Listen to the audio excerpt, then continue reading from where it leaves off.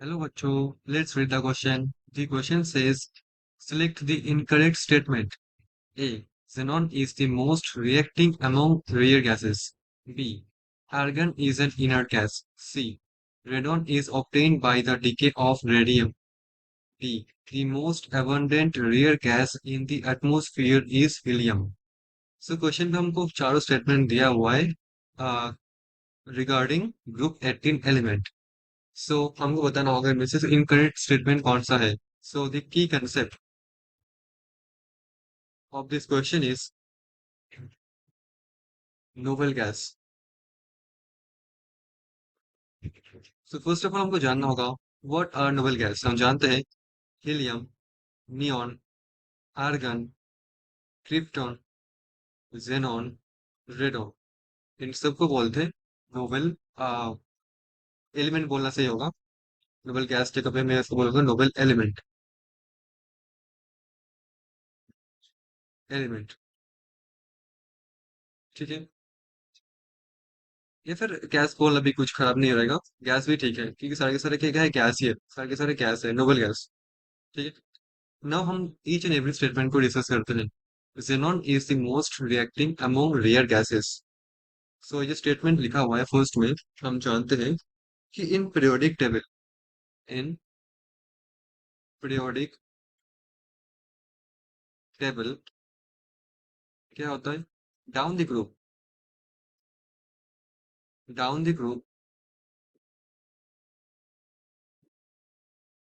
Reactivity क्या होता है, बढ़ जाता है.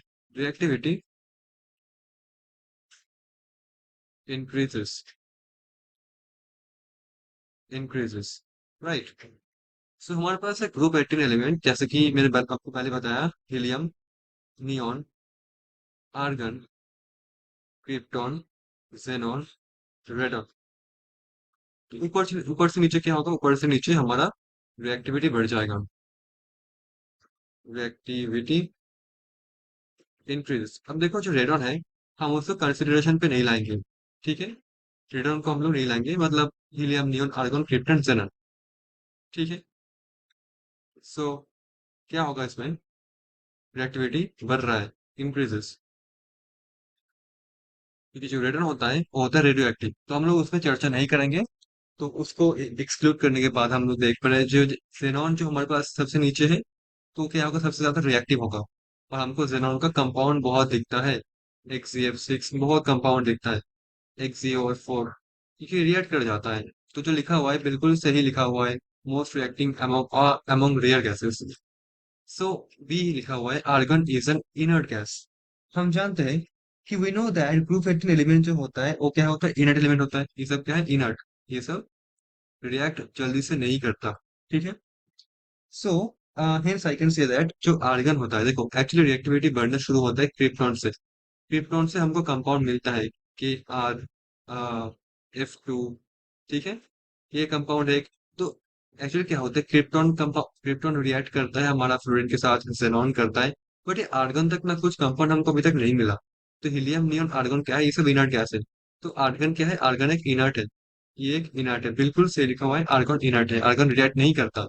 सो बी लिखा हुआ है सही. नेक्स्ट देखो, radon is obtained by the decay of radium. हम जानते हैं, बहुत भले ही जानते हैं कि हमारे पास क्या है, हमारे पास से रेडियम एटॉमिक न्यूक्लियस जो होता है, हमारे पास जो रेडियम एटॉमिक न्यूक्लियस क्या होता है, रेडियम एटॉमिक न्यूक्लियस ये डिके करता है. Decays by emitting, by emitting. क्या एमिट करता है, alpha particles, alpha particles, alpha particle. And gets converted into and gets converted into किसमें, रेडॉन पे. रेडॉन पे कन्वर्ट हो जाता है. ठीक है. एंड सो जो लिखा हुआ है यहाँ पे, हमारा रेडियम, ये क्या करेगा, माइनस अल्फा इमिट करेगा और रेडॉन बन जाएगी। ठीक है, अल्फा क्या होता है, हीलियम न्यूक्लियस, हीलियम का जो न्यूक्लियस होता है वो होता है अल्फा पार्टिकल। ठीक है, सो जो लिखा हुआ है बिल्कुल सही लिखा हुआ है, radon is obtained by decay of radium. D देखो, the most abundant rare gas in the atmosphere is helium. ठीक है, हम जानते हैं मोस्ट एबंडेंट क्या होता है। Argon is the most abundant noble gas. Argon is the most abundant noble gas noble gas present in the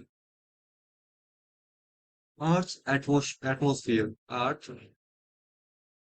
Earth's atmosphere। ठीक है, अगर अर्थ का एटमोस्फेयर के जो टोटल वॉल्यूम है, मतलब जो एटमोस्फियर है उसके जो वॉल्यूम है अगर कंपेयर करें तो उसका 0.93% ऑक्यूपाई करता है हमारा ये आर्गन। ठीक है, सो बाकी गैस के कंपेयर में आर्गन का वॉल्यूम परसेंटेज है। तो देखो, जो आर्गन होगा होगा इसका मोस्ट अबंडेंट रेयर गैस है, तो हीलियम मेंशन है। तो जो डी लिखा है वो क्या है, इनकरेक्ट है। So I can say D is the answer of this question. Hope you understood it well, thank you so much.